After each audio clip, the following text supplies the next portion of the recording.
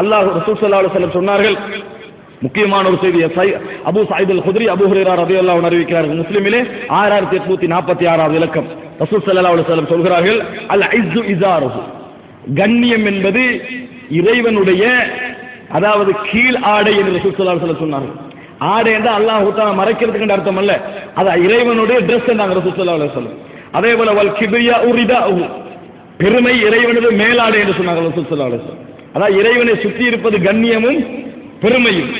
ஃபமையுனாஸிஉனி அஸ்ஸபதுஹு, அல்லாஹ் தஆலா சொல்கிறார்கள், யார் இந்த ரெண்டிலும் என்னை அகற்ற முயற்சிக்கிறார்களோ அவர்களை நான் கடுமையாக வேதனை செய்வேன். யார் இந்த விஷயத்துல போராட்டம் நடத்த யாரோ பெருமைக்கு ட்ரை பண்ணா அவர் அல்லாஹ்வுடைய Dressல கையடிக்கிறார் என்று ரசூல் ஸல்லல்லாஹு அலைஹி வஸல்லம் அவர்கள் உதாரணப்படுத்தி சொன்னார்கள். அன்புள்ள சகோதரர்களே, இந்த வார்த்தையை பார்த்தீர்களா? ரசூல் ஸல்லல்லாஹு அலைஹி வஸல்லம் அவர்கள் இது எப்படி சொல்கிறார்? இஸார் ரிதா, மேலாடை கீழாடை என்று ரசூல் ஸல்லல்லாஹு அலைஹி வஸல்லம் அவர்கள் சொல்கிறார்கள். அது அணிய முடியாது. ஆனா ரசூலுல்லாஹ் ஒரு உவமானப்படுத்தி சொல்கிறார்கள், யார் இதிலே போட்டி போடுகிறாரோ அவர் இறைவனோடு என்ன செய்கிறார்? போட்டி போடுகிறார் என்று ரசூல் ஸல்லல்லாஹு அலைஹி வஸல்லம் சொன்னார்கள். அப்ப ஒரு அளவுக்கு பெருமை வந்த உடனே என்ன உணரணும்? நான் இறைவனுடைய விஷயத்தில் என்ன செய்கிறேன்? கையடிக்கிறேன். இறைவனுடைய இவருக்கு முன்கால தான் பெருமை அடிக்கிறேன், ஆனால் இறைவனுடைய விஷயத்தில் கையடிக்கிறேன் என்பதை என்ன செய்யணும்? புரிந்து கொள்ள வேண்டும். இந்த உலகத்திலேயே முதலாவது பெருமை அடிச்சவன் யாரு? ஃபர்ஸ்டாக இந்த மனித சமுதாயம் படைக்கப்பட்ட பின்னால் பெருமை அடிச்சவன் இப்லீஸ், சைத்தான் தான். அவன் பெருமை அடிச்சது உண்மையா தான் பெருமை அடித்தான். அவன்கிட்ட உள்ளதை வைத்துத்தான் பெருமை அடித்தான். அல்லாஹ் தஆலா சூரா அராஃபில் 12:13 சொல்கிறான், அதாவது சுஜூது செய்ய சொன்ன நேரத்தில் சைத்தான் சுஜூது செய்யல. அவன் என்ன செய்யல? அல்லாஹ்வுக்கு சுஜூது செய்யல என்று சொன்னானா? இல்லை. அல்லாஹ்வுக்கு சுஜூது செய்ய ரெடி, ஆனா ஆதம் அலைஹிஸ்ஸலாத்துக்கு சுஜூது செய்ய ரெடி இல்லை. என்னத்துக்கு காரணம்? சுஜூது செய்யாம இருந்த காரணம் என்ன தெரியுமா? அல்லாஹ் கேட்கிறான், மாமனஅக அல்லாஹ் தஸ்ஜுத இஸ் அமர்துக, நான் ஏவிய பொழுது நீ சுஜூது செய்யாமல் இருக்க உனக்கு என்ன நடந்தது? நான் தானே ஏவினேன், உனக்கு சுஜூது செய்யாமல் இருக்க என்ன நடந்தது என்று அல்லாஹ் தஆலா கேட்கிறேன். ஏவினது நான், ஏண்ட கட்டளைக்கு நீ அடிபணியாமல் இருக்க என்ன நடந்தது? அப்ப அவன் சொல்றான், அன கைரும் மின்ஹு, நான் இவரை விட சிறந்தவன், நான் இவரை விட சிறந்தவன். ஹலக்தனி மின் நார், என்னை நீ நெருப்பால படைச்சாய், வ ஹலக்தஹு மின் தீன், அவர் நீ களிமண்ணால படைச்சாய், எப்படி நான் அவனுக்கு சுஜூது செய்வேன்? அல்லாஹ் தஆலா ஒரு பதில் சொல்றான், கால ஃபஹபித் மின்ஹா, இறங்கி விடு, ஃபமா யகூனு லக அன் ததகப்பர ஃபிஹா, இதில் பெருமை அடிப்பதற்கு உனக்கு என்ன இருக்கிறது? இதுல பெருமை அடிக்கிறதுக்கு என்ன இருக்குது? அப்படின்னா என்ன? நெருப்பால படைக்கப்பட்டால் உண்மையிலேயே அவனுடைய அமைப்பு ரீதியாக உயர்வு தான். அதை நீயா ட்ரை பண்ணி எடுத்தியா நான் தந்தனா? அது அல்லாஹ் தஆலா கேட்கிறான். ஃபமாலக, அதாவது உனக்கு என்ன இரு? ஃபமா யகூனு லக அன் ததகப்பர ஃபிஹா, இதுல பெருமை அடிப்பதற்கு உனக்கு என்ன இருக்குது? அல்லாஹ் தஆலா கொடுத்திக்கிறான். இவனை நெருப்பா இவனை களிமண்ணான்னு தீர்மானிச்சது நான், நீ பெருமை அடிக்க என்ன இருக்குது? அதான் அல்லாஹ் தஆலாவுடைய கேள்வி. நீ பெருமை அடிக்கிறன்னா நீயாக எடுத்தா என்ன செய்யலாம்? பெருமை அடிக்கலாம். நீ பெருமை அடிக்க என்ன இருக்கிறது? ஃபஹ்ருஜ் இன்னக மினஸ் சாகிரீன், போய்விடு, இறங்கிவிடு, வெளியேறிவிடு, நீ சிறுமைப்பட்டவர்களில் உள்ளவன், நீ பெருமைப்படக்கூடியவன் அல்ல, நீ சிறியவன் என்று சொல்லி அல்லாஹ் தஆலா வெளியேறு என்று சொன்னான் என்பதை பார்க்கிறோம். அப்ப இப்லீஸுடைய அந்த முதல் பாவமே பெருமைதான். இப்லீஸ் ஏகத்துவத்தில் குறை வச்சானா? அல்லாஹ்வுக்கு இணை வைக்க போறான்னு சொன்னானா? அல்லது அல்லாஹ்வுடைய வகைக்கு மாற்றமா நான் செய்வேன் அப்படியெல்லாம் ஒன்றும் சொல்லல. அவன் சொன்னதெல்லாம் என்ன? அதாவது பெருமை. அல்லாஹ்வுடைய கட்டளை பெருமையின் காரணமாக என்ன செய்யவில்லை? அடிபணியவில்லை என்பதை பார்க்கிறோம். எனவே அன்புள்ள சகோதரர்களே, மிக முக்கியமாக நான் இதை புரிந்து கொள்ள வேண்டும். சூரா கஸஸ் 83 வசனத்தில் அல்லாஹ் தஆலா சொல்கிறான், தில்க தாருல் ஆகிரத்து நஜஅலுஹா லில்லதீன லா யுரீதுன உலுவன் ஃபில் அர்தி வலா ஃபஸாதா வல் ஆகிபத்து லில் முத்தகீன். மறுமை நாளுடைய அந்த சொர்க்கத்தை நாம் யாருக்கு ஆக்கி இருக்கிறோம் தெரியுமா? இந்த உலகத்திலே யார் உயர்வை விரும்பாமல் ஃபஸாதை விரும்பாமல் இருக்கிறார்களோ அவர்களுக்கு தான் சொர்க்கம் என்று அல்லாஹ் தஆலா சொல்கிறான். இந்த உலகத்தில் உயர்வு விரும்பாமல் ஃபஸாதை விரும்பாமல் இருக்கிறார்கள், அவர்களுக்கு தான் சொர்க்கம். இந்த வசனத்தை நிறைய விளங்கப்படுத்தணும். ஏன்னு கேளுங்களேன், நிறைய பேர் நான் உயர்வை விரும்பவில்லைன்னு நினைச்சுக்கின்றாங்க. ஆனா எல்லாரும் உயர்வை தான் விரும்புறாங்க. உதாரணமா ஒரு கூட்டம் நடக்குதுன்னு வைங்களேன், எல்லாருக்கும் நான் தான் தலைவராகணும் எண்ணம், நான் தான் செயலாளராக எண்ணம், நான் தான் பொருளாளர் எண்ணம். ஆனா எனக்கு அப்படி இல்லை, நான் அந்த மாதிரி வர விருப்பம் இல்லை. எனக்கு தலைமைத்துவம் என்றாலே சின்னத்தை பிடிக்காது. ஆனா அந்த ஆளோட உள்ளத்துல எப்படி இருக்கும் தெரியுமா? நான் தான் வரணும். அது எப்படி விளங்கும்? இன்னொருத்தன் வந்துட்டான்னு வைங்களே, யாரை போட்டியான்னு பாருங்க, நல்ல மாவன் யோசிச்சு போட. இப்படி எவன் வந்தாலும் என்ன செய்வாரு? அவர் அடிச்சுக்கிட்டே இருந்தாருன்னா அர்த்தம் என்ன? நம்மளை தேர்ந்தெடுக்கல என்றதுதான் அர்த்தம். இது இயற்கையிலே உள்ள விஷயம், எல்லா மனிதர்கள்ட்டையும் அது இருக்கும். சர்வசாதாரணமாக நான் தான் அந்த இடத்துக்கு வரணும்னு நினைச்சிருப்பாங்க. ரசூலுல்லாஹி ஸல்லல்லாஹு அலைஹி வஸல்லம் சொன்னார்கள், மக்களிலேயே தலைமைத்துவத்தில் யார் சிறந்தவர்களாக இருப்பாங்க தெரியுமா? தலைமைத்துவத்தை யார் சிறந்த முறையில் நடத்துவார்கள் தெரியுமா? அஷத்துஹும் கராஹியத்தன் லஹு, அந்த தலைமைத்துவத்தை கடுமையாக வெறுக்கக்கூடியவர்கள், அதற்குள் தள்ளப்பட்டால் சிறந்த முறையில் நிர்வாகம் செய்வார்கள் என்று சொன்னார்கள்.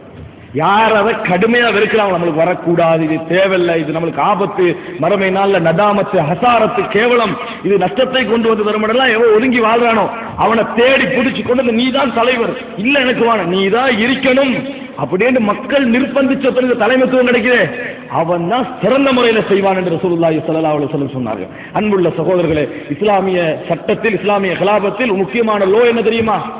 யாரு ஆட்சியை கேட்கிறார்களோ அவர்களுக்கு கொடுக்க கூடாது. ஹதீஸ் ரசூல் ஸல்லல்லாஹு அலைஹி வஸல்லம் இஸ்லாமிய ஆட்சிகளை வச்சுக்கிறாங்க, நாங்கள் இதை யாருக்கு கொடுக்க மாட்டோம், கேட்டு வருகின்றவர்களுக்கு கொடுக்க மாட்டோம். ஏன்னா அதுல அவருக்கு ஆசை இருக்கும், அதனால அவர் சிறந்த முறையில் செய்து கொள்ள மாட்டார் என்று ரசூல் ஸல்லல்லாஹு அலைஹி வஸல்லம் சொல்கிறார்கள். அன்புள்ள சகோதரர்களே, அப்ப கவனமாக இருக்கணும். இந்த உலகத்துல எந்த இடத்திலையும் உழுவை விரும்பாத, நம்ம என்ன தேவையில்லை, அல்லாஹ் தஆலா நம்மளுக்கு உயர்வு இயற்கையிலே தந்திருக்கிறான், நம்ம இந்த இடத்துல வந்துதான் உயர்வாக இருக்க தேவையில்லை என்று இறையச்சத்தின் மூலம் தன்னை ஆறுதல் படுத்திக் கொள்ளக்கூடிய மனிதன் தான் அதுல இருப்பான். இன்னும் கொஞ்சம் பேர் இருக்கிறாங்க, தலைமைத்துவத்துக்கு நான் வரவில்லை என்று வச்சு பெருமை அடிக்கிறவங்க கொஞ்சம் பேர் இருக்கிறாங்க. பெருமைக்கு தான் அதுக்கு ஒரு ஃபார்மேட் தேவையில்லை.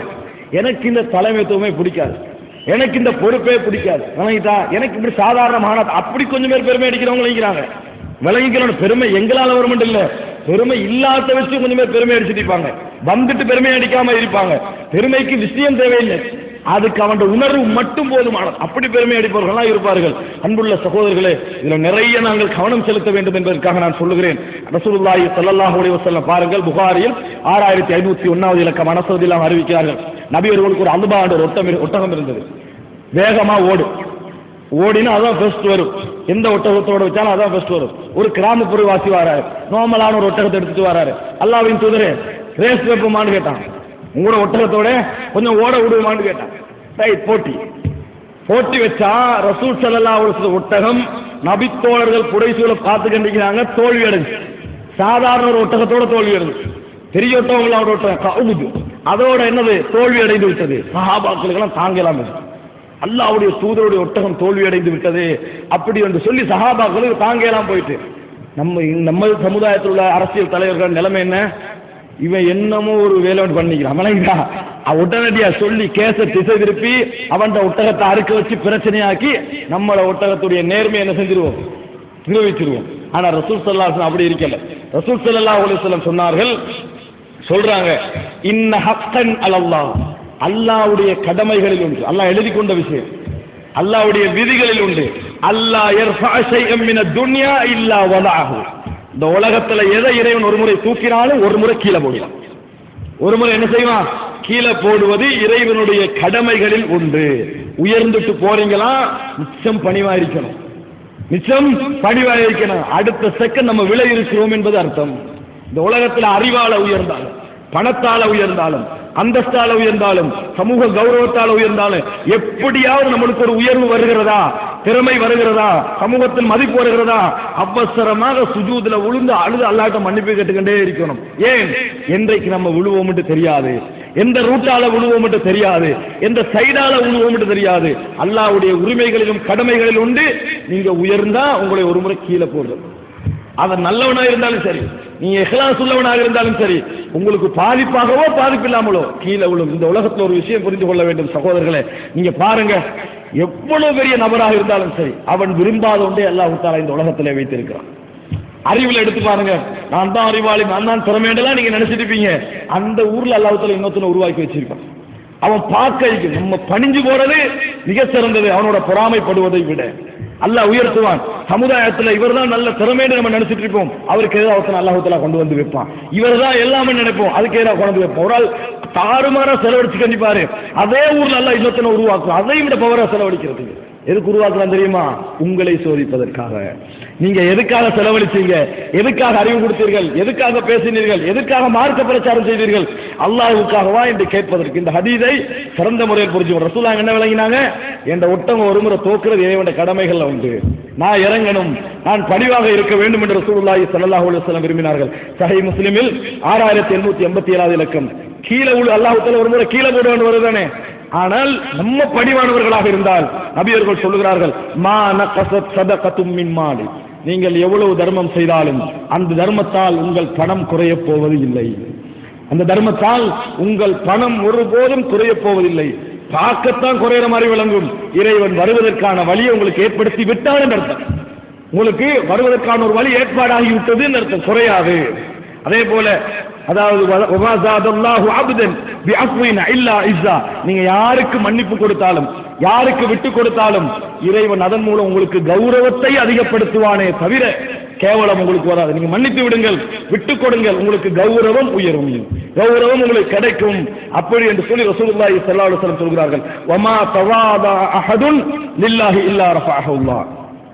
அல்லாஹ்வுக்காக வேண்டி இந்த உலகத்தை நல்லா பாருங்க, அந்த வசனத்தை, அல்லாஹ்வுக்காக வேண்டி இந்த உலகத்தில் யார் பணிந்தாலும் அல்லாஹ் அவரை உயர்த்துவான். பணிந்தால் அல்லாஹ் உயர்த்துவான் அல்ல.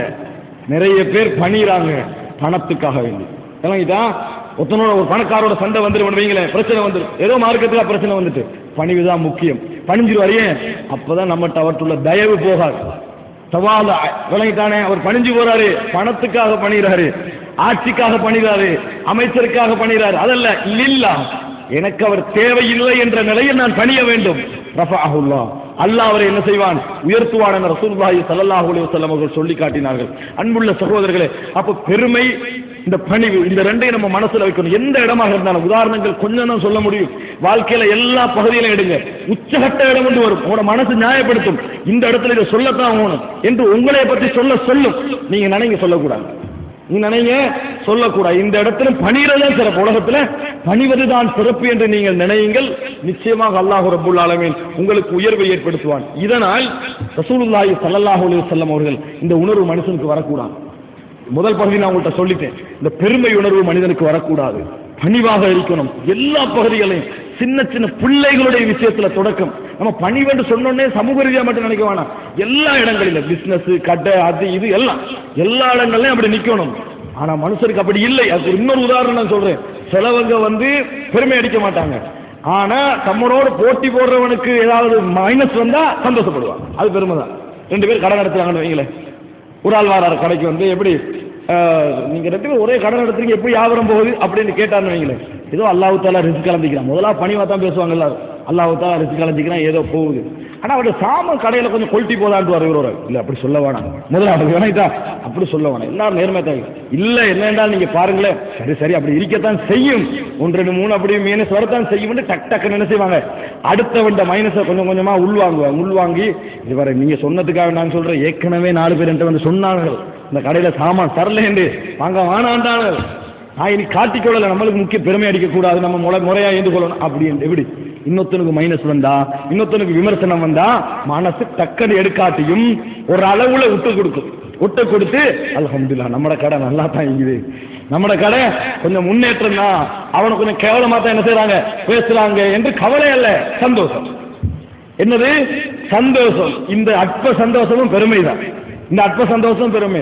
எங்களுக்கு பெருமை உணர்வு சிலவேல் அப்படி வருமா, நீங்க என்ன செய்யணும் தெரியுமா, அந்த பேச்சை நிப்பட்டு என்னே நீங்க என்ன செய்வானா, நரகத்துல கொண்டு போய் விட்டுறவானா, அந்த பேச்சை நிப்பட்டு கடைசியில 4 திருப்தி அடைய எனக்கு பாவம் எழுதப்பட என்று முன்னால நீங்க சொல்லிட்டீங்கன்னா அது சிறந்தது. முன்னால சொல்றதுலயே ஒரு பெருமை இருக்குது. அது என்ன பெருமை தெரியுமா, யார்கிட்ட நம்மளுக்கு மார்க்ஸ் கிடைக்கணுமோ அவன்கிட்ட முன்னால சொல்லிடுறது, எவனோட நம்ம வேண்டிய மாதிரி எல்லாம் பேச முடியுமோ அவன்கிட்ட முன்னால சொல்றது இல்ல, அவன்கிட்ட விட்டு போறது. இப்படி கொஞ்சம் பேர் இருக்கிறாங்க. வழங்கிட்டா என்ன விஷயம் எதுக்காக வேண்டி என்ற விஷயத்துல மிகவும் கவனமாக இருக்க வேண்டும். அன்புள்ள சகோதரர்களே, இது நம்ம கவனிக்க வேண்டிய இடங்கள்ல உண்டு.